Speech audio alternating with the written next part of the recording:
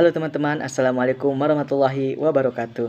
Kembali lagi di channel saya Rapid Nur Hakim. Nah teman-teman, kali ini saya akan menjelaskan tentang salah satu ekosistem air laut yang ada di bumi, yaitu ekosistem Padang Lamun.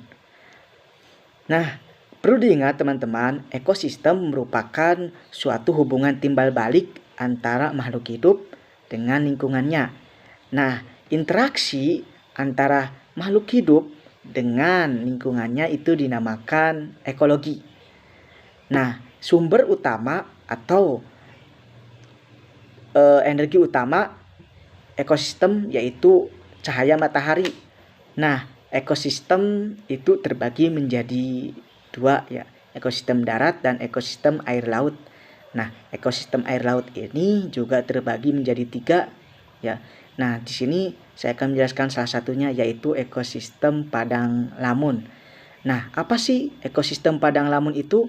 Ekosistem Padang Lamun adalah suatu ekosistem yang khas di laut dangkal pada wilayah perairan hangat dengan dasar dan didominasi oleh tumbuhan yang bernama lamun. Nah, sekelompok tumbuhan ini merupakan anggota dari bangsa Alismatales yang beradaptasi di air asin.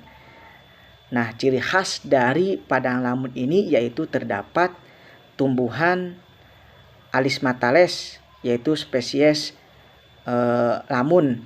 Ya.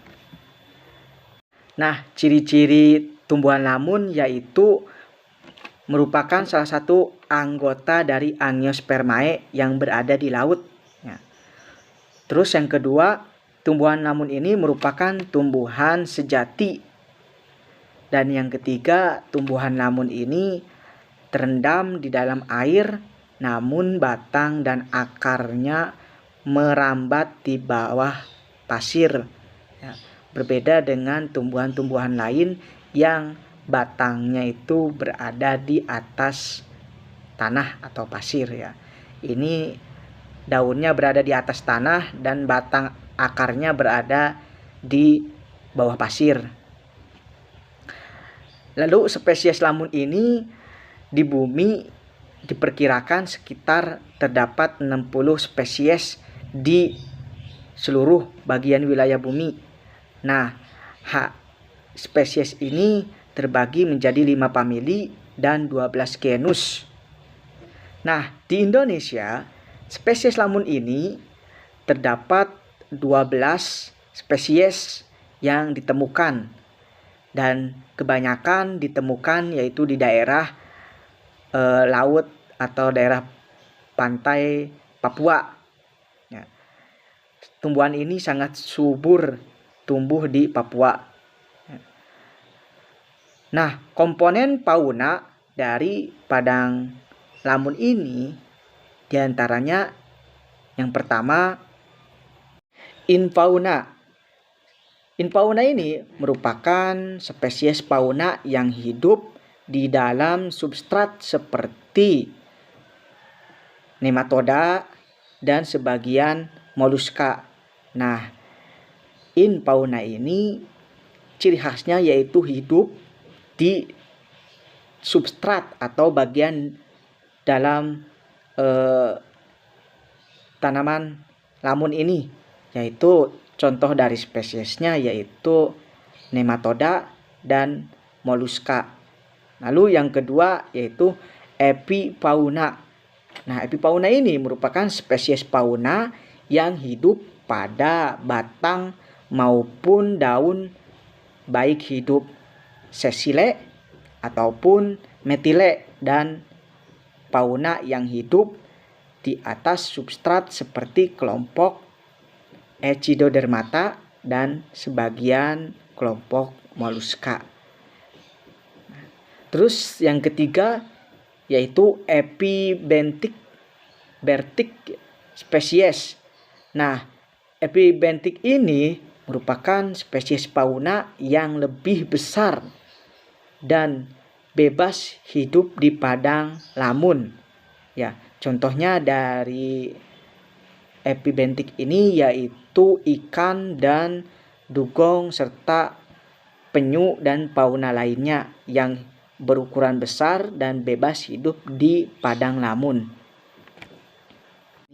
Nah, manfaat dari ekosistem padang lamun ini bisa dibagi dua kategori, yaitu yang pertama berdasarkan ekologis dan yang kedua berdasarkan ekonomis.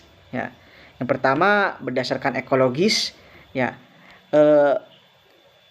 padang lamun ini bermanfaat sebagai produsen primer untuk hewan-hewan lain, ya, seperti dugong ataupun penyu. Terus yang kedua sebagai habitat biota, ya, habitat biota seperti biota-biota laut, yaitu dari spesies moluska ataupun hematoda ataupun yang lainnya. Terus yang ketiga sebagai penangkap sedimen, ya, sebagai penangkap sedimen. Lalu yang keempat yaitu pendaur zat hara. Nah, ini merupakan hal yang penting yang berperan dari tanaman lamun ini, ya. Dia mampu mendaur ulang zat hara yang ada pada pasir tersebut. Terus sebagai tempat atau wadah dari hewan-hewan yang ingin memperbanyak keturunan atau bertelur. Nah, ikan kadang lebih memilih tempat yang tertutup ataupun sempit seperti halnya padang lamun ini. Ikan kadang bertelur di daerah padang lamun karena mereka merasa bahwasannya daerah padang lamun ini aman dan terjamin pada saat telur tersebut sudah menetas menjadi anakan dan banyak makanan-makanannya, salah satunya itu nematoda dan lain sebagainya. Nah, yang kedua yaitu ekonomis, ya, berdasarkan ekonomis.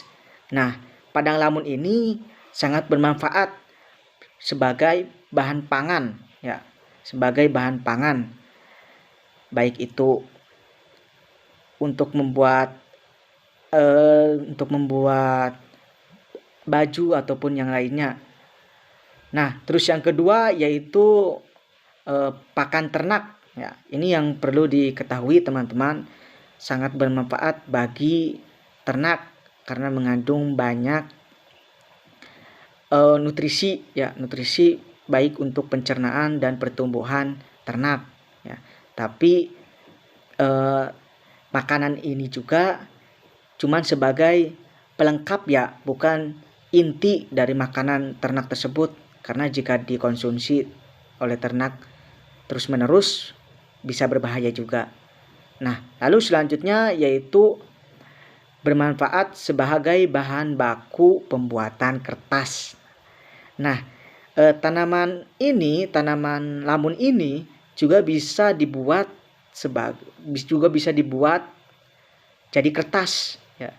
Bukan saja dari pohon-pohon atau kulit-kulit pohon yang lain, tapi dari tanaman lamun ini juga bisa dibuat sebagai kertas, ya. Lalu selanjutnya yaitu bahan baku kerajinan. Nah, seperti halnya eceng gondok ataupun yang lainnya, tanaman lamun juga bisa dimanfaatkan sebagai kerajinan. Lalu yang selanjutnya yaitu sebagai bahan pupuk, ya. Bahan pupuk. Nah, pupuk ini pupuk organik, ya. Pupuk organik ini dibuat oleh tumbuhan-tumbuhan, ya, yang dari alam, ya. Salah satunya yaitu tumbuhan lamun. Lalu yang terakhir yaitu sebagai bahan obat-obatan, karena tanaman lamun ini kaya akan banyak vitamin E, ya, bagus untuk kulit. Nah, tanaman lamun ini atau padang lamun ini merupakan suatu ekosistem yang sangat berperan penting bagi kehidupan, ya. Nah, salah satu faktor yang menjadi ancaman dari ekosistem padang lamun ini yaitu, nah, yang pertama kehancuran atau segala sesuatu itu pasti ulah tangan manusia, ya. Tak beda jauh, yaitu ulah tangan manusia. bisa dari nelayan yang menggunakan bom sebagai penangkap ikan, ya, karena dengan menggunakan bom atau pukat, ya, pukat harimau namanya itu, bisa merusak tumbuhan lamun, ya. Ketika bom diluncurkan dan meledak, tumbuhan lamun pun akan ikut meledak dan rusak, dan air pun akan keruh, ya, ikan-ikan pada mati. Itu merupakan faktor terbesar, ya, faktor terbesar dari kerusakan ekosistem padang lamun itu. Nah, terus yang kedua yaitu pencemaran, ya, pencemaran baik itu dari sampah plastik ataupun bahan-bahan yang sukar larut seperti oli ataupun minyak, ya. Nah, bagaimana sih cara menanggulangi atau mencegah supaya ekosistem padang lamun ini terjaga atau lestari?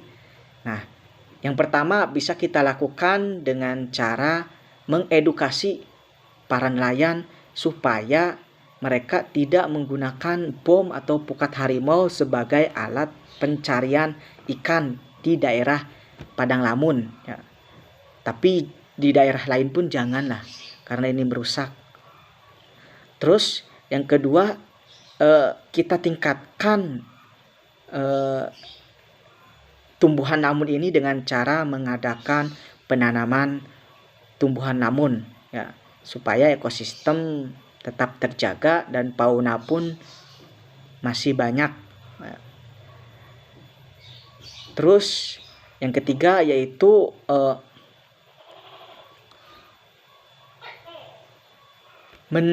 tetap menjaga kebersihan dengan cara tidak membuang sampah ke laut, karena ini merupakan salah satu faktor tercemarnya ekosistem padang lamun ini, ya.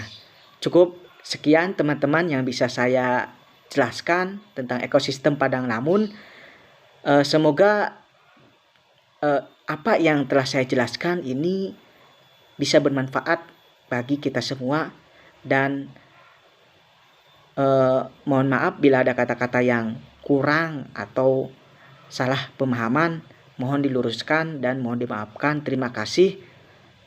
Diakhiri, wallahu muwaffiq ila aqwamit thoriq. Wassalamualaikum warahmatullahi wabarakatuh.